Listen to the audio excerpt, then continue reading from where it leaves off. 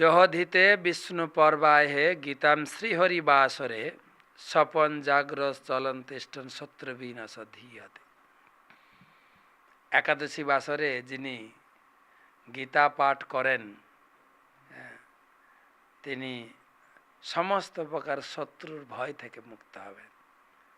দ্বিতীয় অধ্যায় পঞ্চষষ্ঠীতম।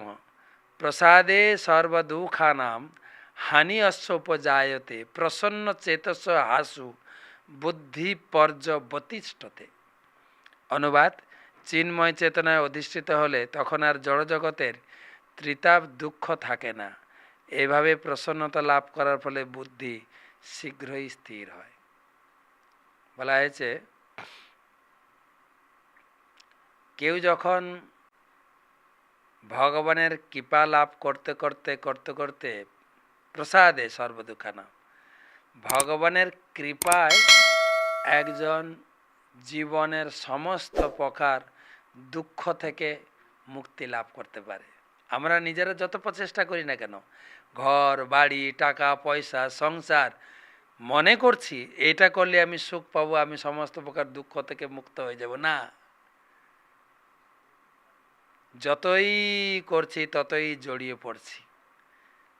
দুঃখ থেকে মুক্ত হওয়ার এখানে বলছেন প্রসাদে সর্বদুঃখানাম। ভগবানের কৃপা লাভ করলে সে সমস্ত প্রকার দুঃখ থেকে মুক্তি লাভ করতে পারে। ভগবানের এক নাম হচ্ছে হরি। হরি মানে যিনি তার ভক্তের সমস্ত প্রকার দুঃখ তাপ হরণ করেন, সেই জন্য তার নাম হরি।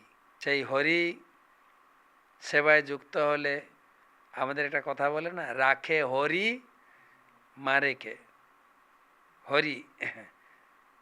তো সেই জন্য হরি সেবায় যুক্ত হতে হবে। সমস্ত ইন্দ্রিয় দিয়ে, সমস্ত প্রকার ইন্দ্রিয় দিয়ে ভগবানের সেবায় করলে ভগবান আমাদের জীবনের সমস্ত প্রকার দুঃখ থেকে তিনি আমাদের মুক্ত করে অসীম আনন্দ দান করবেন। আনন্দাম বোধিবর্ধনম, তখনই প্রকৃত আনন্দ লাভ করা যাবে।